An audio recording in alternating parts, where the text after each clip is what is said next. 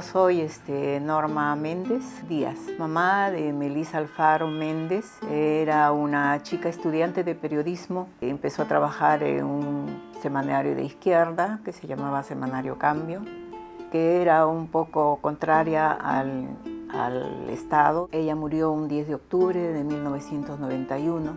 El conserje había recibido unas cartas, había recibido periódicos, había recibido revistas. Y como ella era jefa de informaciones, había sido nombrada recientemente, el señor le entregó los periódicos y las revistas. En el grupo de periódicos venía un periódico francés, Le Monde, pero en el periódico venía una bomba de Ambo gelatina de 200 gramos, suficiente para matar a 4 personas. Ella parece que tuvo curiosidad y lo abrió. Se determinó en la UDES, en la Oficina Especial de Explosivos, que era de uso militar, y de ahí ya se confirmó que pues venía desde el gobierno, ¿no? Yo me entero de la muerte de Melisa en la casa de una amiga. Ese día mi amiga cumplía años y me invitó a almorzar en su casa. Y yo estaba sentada así en la mesa frente al televisor, y mi amiga por acá pasaba trayendo platos y todo, ¿no? Entonces, de repente le veo que se para frente al televisor y yo miro por debajo de sus piernas, porque eran esos televisores antiguos de piso, miro el nombre de Melisa, de mi hija. Entonces le digo, ese es el nombre de mi hija, ¿qué pasa? No, nada, nada, nada, no te preocupes, me dice. No, le digo, algo ha pasado porque no saldrían las letras de mi hija ahí en chiquito, le digo, si no hubiera pasado algo. Es en el semanario Cambio, dice ahí, ¿no? Entonces le digo, no, yo me tengo que ir al semanario. Me acerqué al policía, le pregunté qué había pasado en el semanario Cambio. Leí el nombre de la señorita Melisa Alfaro, le digo, ¿qué sabe usted de ella? ¿Quién es Melisa Alfaro para usted?, me dice. ¿Qué es? Es mi hija, le digo. Ah, ya, murió, me dijo.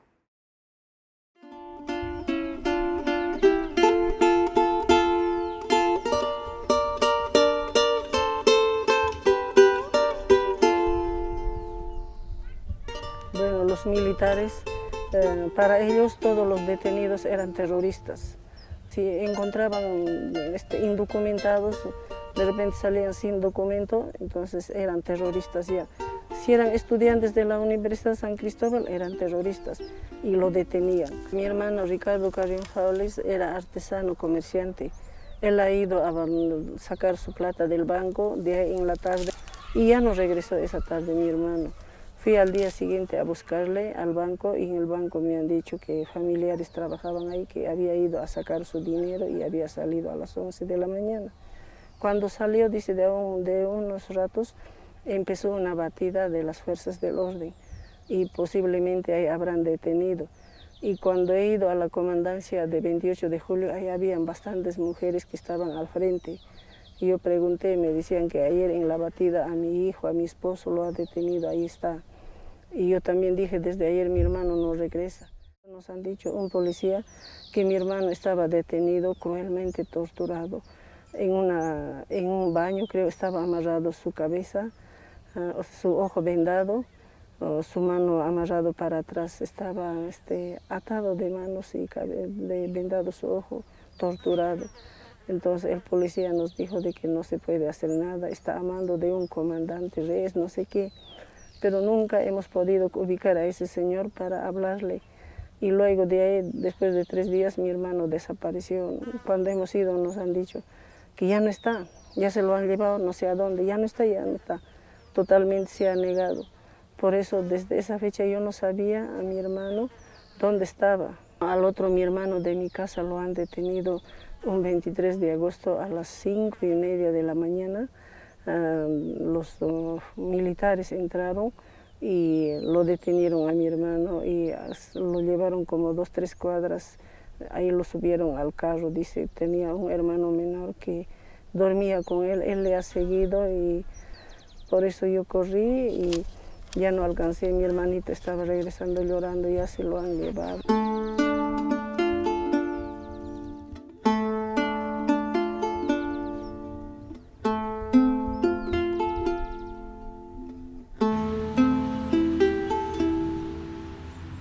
hermano Luis Enrique era un estudiante del cuarto año de Educación Física, Deportes, en la Universidad Nacional de Educación Enrique Guzmán y Valle, La Cantuta, en Lima, Perú. Y era estudiante que vivía en las viviendas universitarias. El 18 de julio del año 92, en horas de la madrugada, un grupo de agentes de inteligencia del ejército ingresa a la universidad, a las viviendas estudiantiles, tanto de varones como de mujeres, y a la residencia de profesores, y secuestran a 9 estudiantes y un profesor universitario, 7 varones y 2 mujeres, y entre los estudiantes estaba mi hermano Luis Enrique, y los desaparecen. Ellos estuvieron desaparecidos durante todo el año 92, parte del año 93, y en el año 93 encontramos unas fosas clandestinas con restos calcinados en las afueras de Lima, que después de las investigaciones forenses determinaron que correspondían a algunos de nuestros familiares. Luego encontramos el lugar donde habían sido asesinados y enterrados en un primer momento, y ahí encontramos el cuerpo de mi hermano, que había sido asesinado la misma noche que fue detenido, el 18 de julio del año 92, con disparos de arma en la cabeza, por la espalda, y que había sido enterrado en ese momento, ¿no? Nosotros conocimos de la existencia del Grupo Colina primero a través de un documento anónimo que llegó al Congreso de la República en el año 93, cuando empieza a investigar el crimen de Cantuta, y que es un documento que le llega a un congresista de un grupo de militares que de manera también anónima estaban denunciando la existencia de este Grupo Colina, y además señalando algunos de los nombres de quienes lo integraban. Así es como conocimos del Grupo Colina. Y luego ya periodistas empiezan a investigar y empiezan a denunciar no solamente los nombres, las fotografías, sino también de alguna manera cómo operaba el Grupo Colina. Toda esta evidencia que recogimos en los años 90 se corrobora en el juicio oral. Es bien difícil asumir cómo puede desaparecer una persona, ¿no? Entonces, claro, cuando una persona muere en un accidente o muere por una enfermedad, uno ve el cuerpo o uno conoce del sufrimiento y uno procesa la muerte de alguna manera y lo va entendiendo. Pero en el caso de una desaparición simplemente te quedas en el vacío, no hay respuestas. Uno está preguntando, uno está buscando y nadie te dice qué es lo que ha pasado, ¿no? Simplemente de pronto la gente es como si nunca hubiera existido.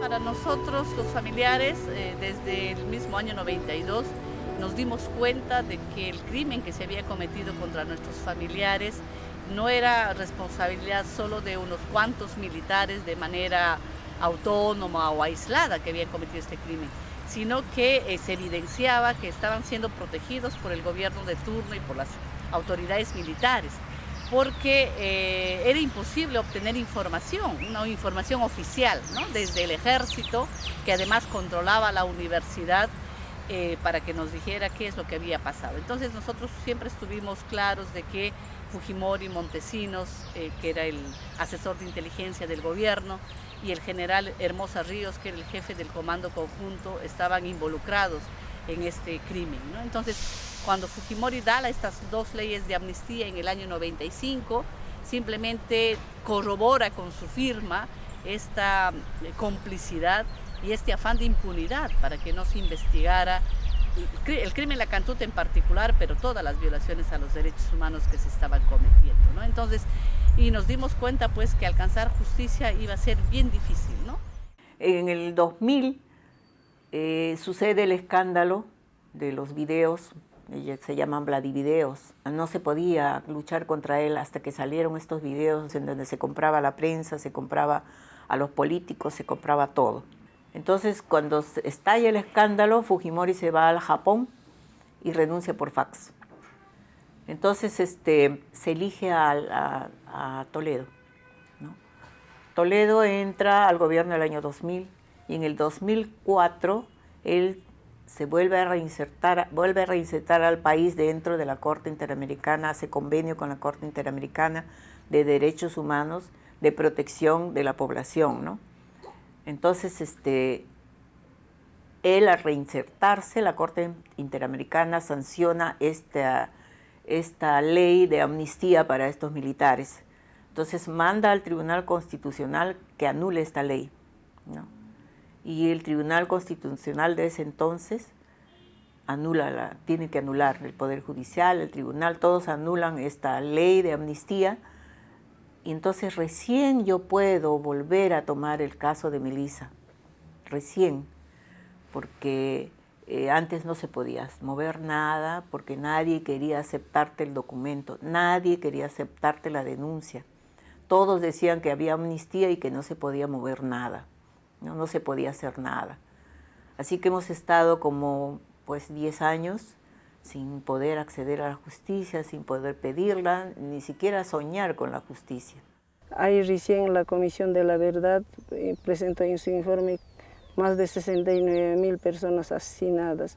En la región Ayacucho era más cantidad de violaciones a los derechos humanos, tanto desapariciones, asesinatos.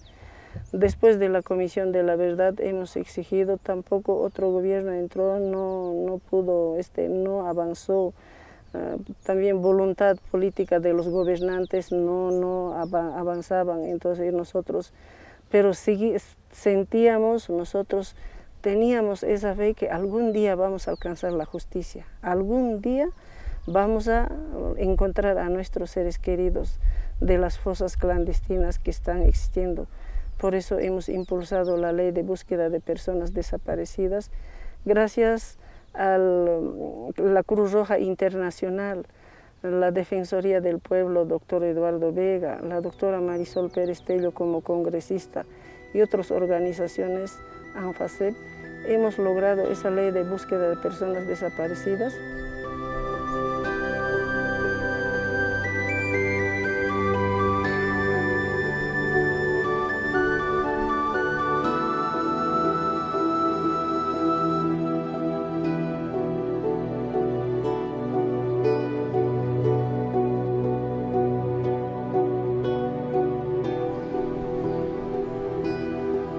Creo yo que se genera una desconfianza natural en el Estado, ¿no? De pronto, un Estado violador de derechos humanos es un Estado que intenta investigar sus propios crímenes, que dice que está reparando, pero siempre tiene gestos que más bien denigran la memoria de las víctimas y se genera una desconfianza.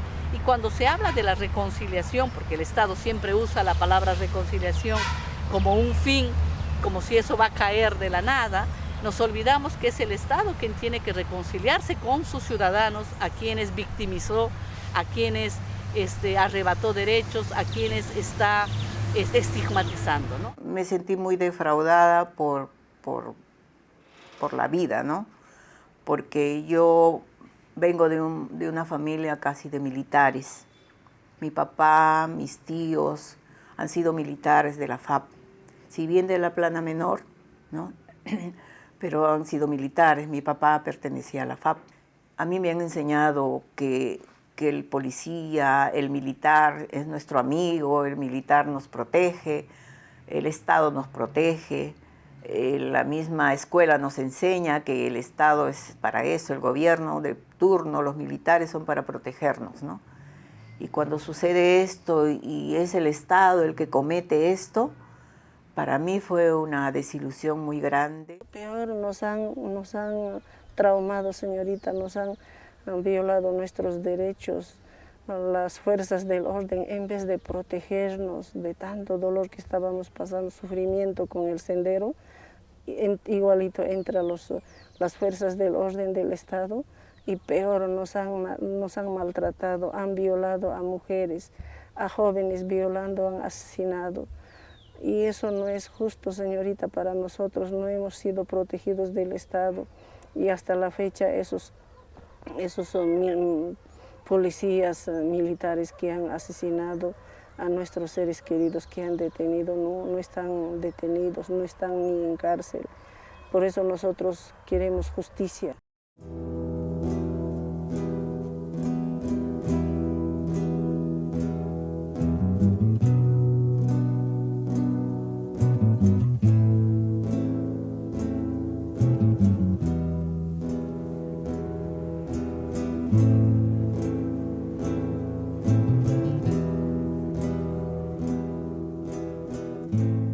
De declarar a 8 casos de periodistas, o sea, 13 periodistas mártires del periodismo, reconocer que el Estado se equivocó, a pesar que ellos no lo hicieron, ¿no? Pero reconocer que el Estado se equivocó en la muerte de nuestros hijos, de nuestros familiares, de periodistas que realmente solo buscaban la verdad, solo buscaban informar al pueblo de lo que estaba pasando en nuestro país.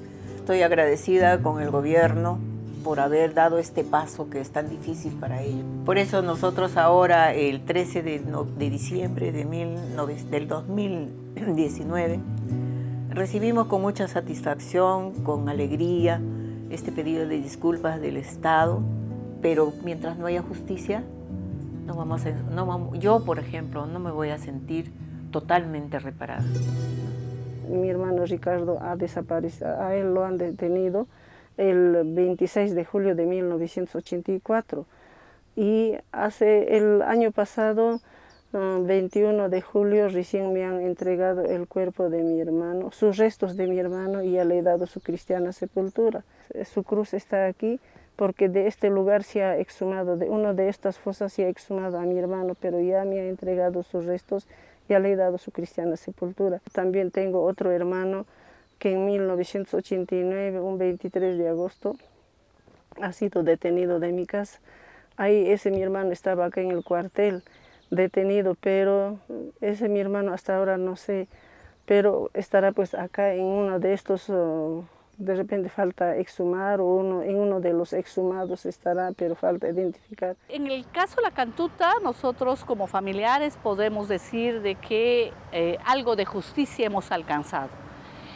Tenemos sentencias contra varios de los miembros del Grupo Colina, tenemos sentencias contra el principal responsable de este crimen, Alberto Fujimori. Podríamos decir que esta lucha por alcanzar justicia casi se ha cerrado. Sin embargo, como familiares seguimos comprometidos en la lucha contra la impunidad, porque de las miles de violaciones a los derechos humanos que se cometieron entre 1980 y el año 2000 en el Perú, pocos son los casos que alcanzan justicia. La regla, lamentablemente, en esta lucha sigue siendo la impunidad.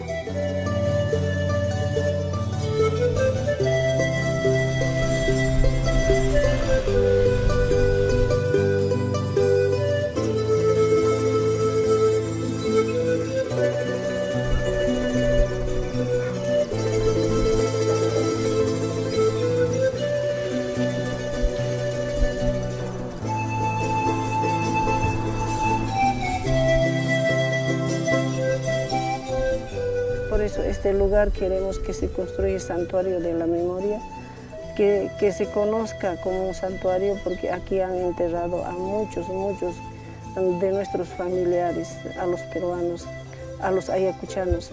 Cuando se va a construir santuario de la memoria, la nueva generación conocerá qué ha pasado de los 80 a 2000. 28 años después, y no encontrar justicia, dice nada más de la negligencia del Estado, realmente en protegernos, en seguir protegiéndonos, en seguir acompañándonos, ¿no?, de diferentes gobiernos que han venido.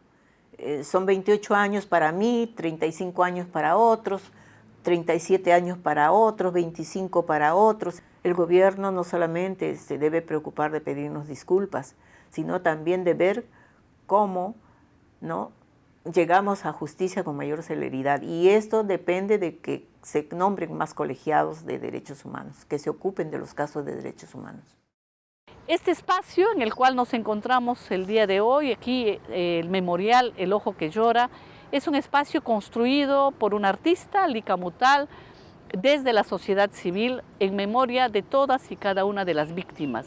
Para los familiares de desaparecidos que no tienen un cuerpo y que no tienen una tumba donde han enterrado al ser querido y no tienen un lugar donde ir a conmemorarlo, este es el espacio para recordarlo. Aquí está escrito su nombre y traen flores, y traen velas, y traen ofrendas. Y es un día de alguna manera para fortalecer la lucha de los familiares, ¿no? Para reconocer lo que hemos hecho, lo que hemos logrado y de alguna manera fortalecernos, acompañarnos para ese largo caminar que aún nos falta. Estamos aquí también para recordar que todavía nuestro país vive en impunidad, que muchos de los casos de violaciones a los derechos humanos no han sido investigados, no han sido juzgados y no hay sanción a los responsables.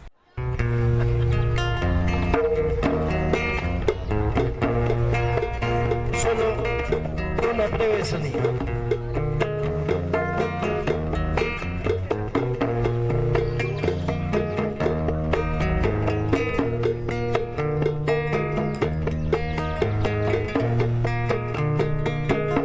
Desde México hasta Cuba, desde Cuba hasta Uruguay, de Paraguay